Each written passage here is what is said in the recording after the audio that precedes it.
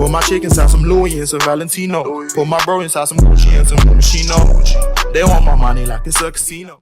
Man like Sef. What are you saying, man? You good? Yeah, I'm blessed, my bro. How are you? Thanks for coming down. I wanted to bring you down so you could talk about your journey and how you became a successful trader in the forex industry. Talk to me about who you are, your upbringing, and how you became who you are today. So, I'm Sef. I'm from Birmingham, 24 years old. I like to class myself as an investor that specializes in the foreign exchange market. Literally grew up in Birmingham from like an area near Erdington. So I kind of grew up within Erdington, which you probably have heard of, which a lot of people have. Pretty standard upbringing, to be fair. Parents together, lived together, went to like a standard school and literally just carried on from there, really. Went through school as normal, done okay in like GCSEs and whatever, just done your standard like C's, a B here and there. And then literally went to college.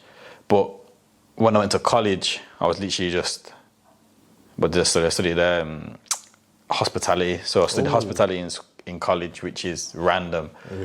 So like all my friends and whatnot went to a local college, which is Sutton College. I just done like sports or whatever at that college. But I decided to go to and do hospitality for some weird reason. Don't know why. At that time, I thought, okay, cool. Why not? Let's do this. In the meantime, whilst at college, I was kind of looking at charts, just watching videos, and just looking at different sort of investments, whether it be the foreign exchange market, whether it be stocks or whatever really, and just ran with it from there. So I kind of started at 16, whilst at college, and then just literally ran with it from there. Yeah, no, that's smooth. And one thing I noticed about when people introduce themselves, have you noticed that on social media, forex trading has a bad name? So I feel like even some people are even scared to say, they don't even say about forex. They say I'm a currency trader. Like you said, you specialize. I'm gonna start using that one. I specialize in the currency market. Why do you think that is? What do you think it's because of other groups like IML? Or bang on. I think, like you say, groups like IML, but I think social media plays a big part. And I think people just go onto social media, they see foreign exchange market or they see FX and automatically think signals, follow my signals, buy my signals, and I'm going to turn you into a millionaire overnight, which is give like the foreign exchange sector, in a sense, like a bad name, bad stigma around it, which is disappointing, to be honest with you, because we know as traders or people that trade the market know what it can do and what you need to do to get there. Whereas like social media will just portray it as a get rich quick scheme. So I think that's why a lot of people like myself won't say they're an FX trader, literally. But yeah. So what, then from 16, it was like trading way or no way type of thing? Yeah, and it is the trading way or no way. Like, this might sound mad, but like I got a friend called Miles, MMA fighter, and like we always talk about the path to success. He might have taken it to like an extremes in these terms, but he's like, he had a saying called success or suicide. Obviously, don't kill yourself or whatever.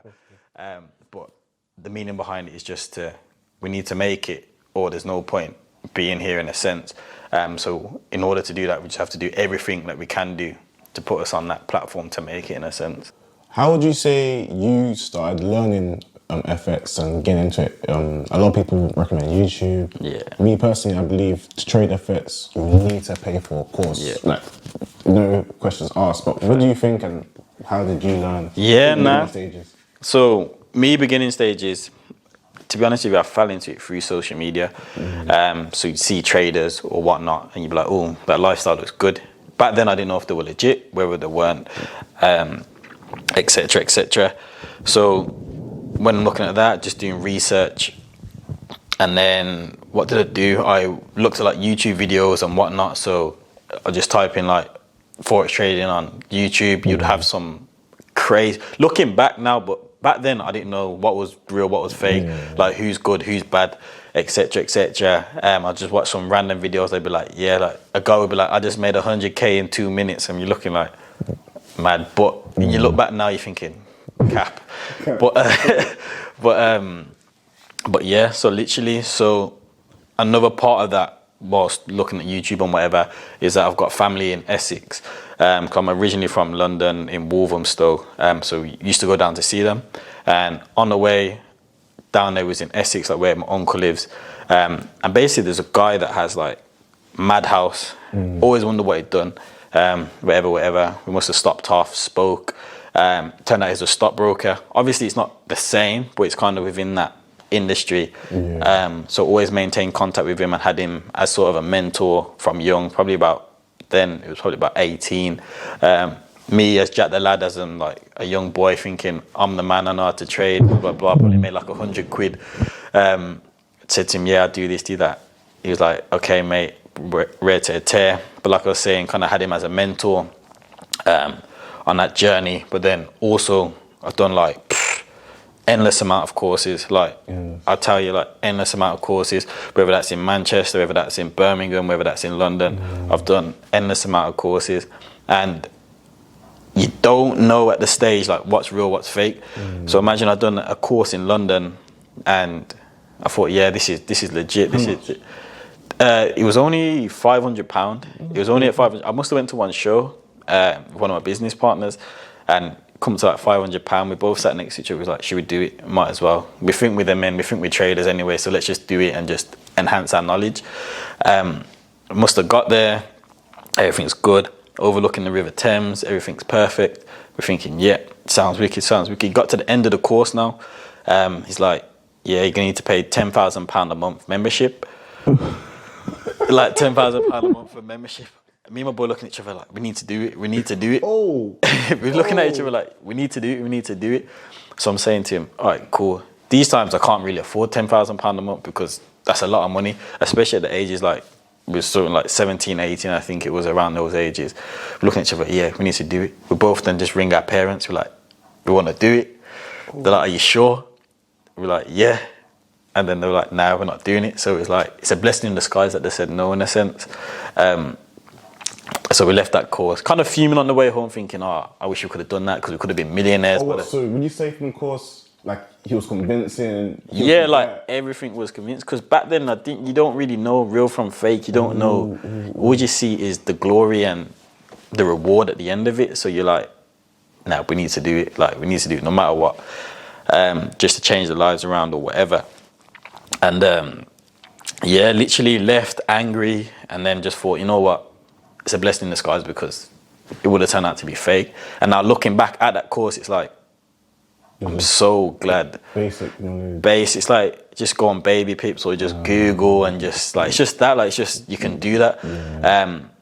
But like, when you was asking me, does somebody need to do a course to kind of be successful within the foreign exchange market? I do agree with you. I do think yes, 100% yes, because there's too much information out there, whether that's on Google, whether that's on YouTube. There is too much information out there for you to differentiate what's real and what's fake out there. And because of the sort of profits you can make within the markets, a lot of people kind of use that in a bad way, just to entice people in, take the money, and then you're left thinking, the industry's fake, or you can't make money from this industry. And it's just, yeah, but 100% you have to go with a trusted learning provider, 100%. Yeah. I think on my journey, I clocked what was real from fake early because if you remember binary options. Yeah. So that's how I got into it. I was young, 15. I must have faked my age on this broker. I don't know if you know of Elijah Oyefezo. Yeah. Lambos. Lifestyle just boy, yeah. Something me in. But luckily I got my money back because the stockbroker, I must have been like, So I did signals, all of them lost.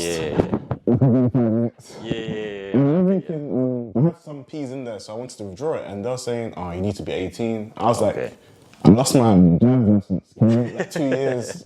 In 2 years, I'll come back. In 2 years, I would have been 18. And then I think he clocked on, and he said, you know what, let's refund you, because it's illegal for us to have you on the platform. Even have you on the platform, sort of thing. So that's mad. I luckily got through that one, but from there, early, I kind of clocked what was fake from real. That's my journey into it. Nah, that's sick, and it's good that you could see what's real from fake, or fake from real at an early age, because there's still people now at like 20, 24, 25 that still come up to me like, yes, Sef, I've got this guy, look at him, blah, blah, blah, he's got this, he's got that. And then Yeah, it's not good, man. No, word.